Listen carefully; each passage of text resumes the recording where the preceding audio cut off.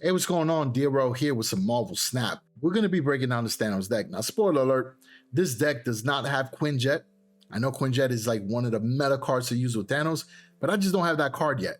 But I still think that the cards that inside this deck have great synergy and they work really well. So let's get into it. So the first card in the deck is Ant-Man. It is an ongoing card. If you have 3 other cards here, it's +3 power. I love Ant-Man in this deck because with playing Thanos, the key is to play those 6 Infinity Stones so you can quickly fill up a location with those stones. And by having Ant-Man, it's a great way to have a location with a decent amount of power where you could potentially win because of the +3 power that Ant-Man is able to add. Next, you got Carnage. On reveal card, destroy your other cards here, +2 power for each card destroyed. Carnage is an insurance policy in my opinion. So the event that you get some locations that really don't allow you to play the stones, or if you realize your hand working out where you're not going to play all of the stones as well, you can throw Carnage on a location where most of the stones are and kind of reverse your actions, right? So it kind of allows you to start the game over and get a card with a decent amount of power, right? Because Carnage will get +2 power for each of those cards destroyed. So it can really help you rebound in a late game. Next, we got Armor, ongoing card. Cards at this location can't be destroyed. Armor is really important. You will play Armor on a location with your most stones because you want to protect them from Killmonger. Is that real? Because Killmonger is one of the top meta counter cards right now, and it can really cause havoc when you're trying to play out those stones. Next, we got Lockjaw. In my opinion, one of the most fun cards in the game. After you play a card here, swap it with a card in your deck. Now, if you're playing your stones, there's a good chance your deck's going to have a lot of low-cost units. So the good idea to use Lockjaw is on the next turn to play a couple of those low-cost cards. That way you could potentially spawn in one of your high-cost cards or even another stone, right? It does work out in that way, and you might even get lucky and get Thanos drawn out, which is kind of like a free play, and you really can have a lot of fun with the deck after that. Here goes Cosmo, another one of those top counter cards. Ongoing as well, so his on-reveal abilities won't happen at this location. Cosmo is really important against those decks that are running with Odin, White Tiger, Wong, or against those discard decks that have the on-reveal abilities. Now, Cosmo also can defend against Killmonger. Now, we have Killmonger in our deck mainly so that we can counter against the Thanos decks as well, but also too, a lot of decks are running Sunspot. And if you see a lot of MODOK discard decks, they usually have Sunspot, and the key is to build up their hand so that MODOK could discard more cards. So by having Killmonger, you could quickly eliminate one of their main plays. So this is a very important card right now as well. Then we got Khazar. Obviously, you get the theme of the deck is ongoing as well. So it is a hybrid Thanos ongoing deck. His ability is very important, right? Your 1-cost cards have +1 power. This will really help support the stones. And you'll see we have a few cards in the deck that work that way as well. We got Blue Marvel, ongoing. Your other cards have +1 power. Again, you want to boost up those stones since they will be taking up most of the plays you can make on the field. Devil Dinosaur is ongoing as well. +2 power for each card in your hand. This is a very powerful card. And because you're playing the stones, you're going to easily stack up a lot of cards in your hand. So by being able to play Devil Dinosaur on turn 5, it gives you enough power to maybe win one location. Then we got Spectrum, on reveal card as well. Gives your ongoing cards +2 power. Then we got America Chavez, one of my favorite cards because it is another insurance policy. You always draw this card on turn 6 and not before. But it's a 9 power card. It can really help big time. And here goes the featured villain. It is Thanos. So at the start of the game, shuffle the 6 Infinity Stones into your deck. I'm going to show you a match from yesterday where I think that we were able to highlight the strengths of this deck and show you how powerful it can be. So let's get into it. Now, this was a pretty cool round that I played yesterday. And when playing the Thanos deck, again, the big focus is bringing out all the stones. And each stone has its own ability that's pretty awesome that allows you to continue drawing out the stones as well or getting more energy on the next turn.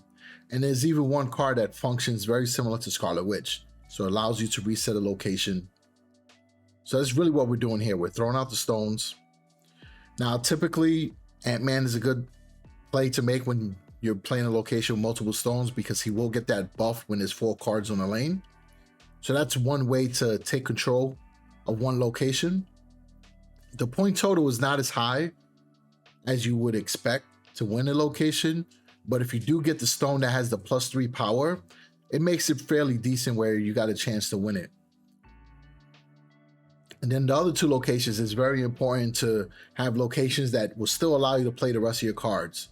If you see locations that limit how you're going to be able to play the stones or even play your ongoing cards, you want to just retreat. It's not even worth wasting your time going through the rest of the game. The faster you retreat, the less cubes you will lose. So it works out better that way if you're pushing for your ranks. So we have Bifrost there. This location will move all the cards to the right.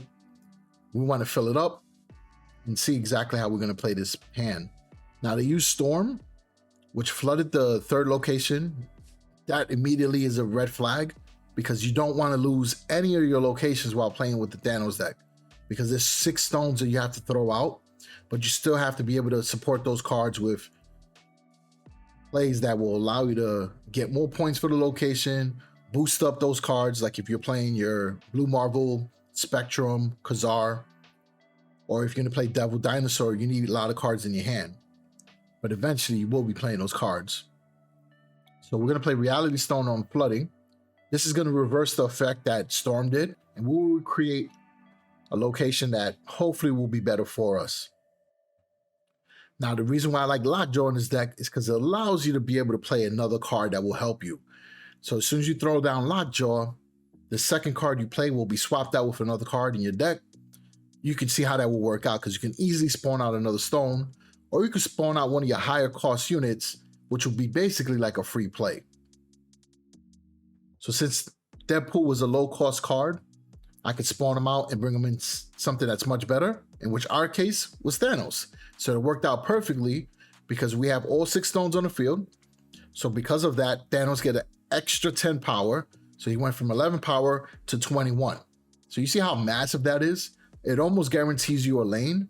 So the Bifrost location is ours. The hub we have 9 on, which is not bad because we can support those cards with Blue Marvel and Spectrum and Khazar. Now, on turn 4, the Bifrost was supposed to move over, but because Miniaturized Lab didn't allow any cards to be played there on turns 3, 4, and 5, it worked out in our favor. Now, they throw down the Magic, it turns into a 7-turn game, which isn't bad, right? Because you do need more time to set yourself up. We're in a pretty good position where it looks like we're going to win this match anyway, but now being able to make a few more plays kind of solidifies that opportunity.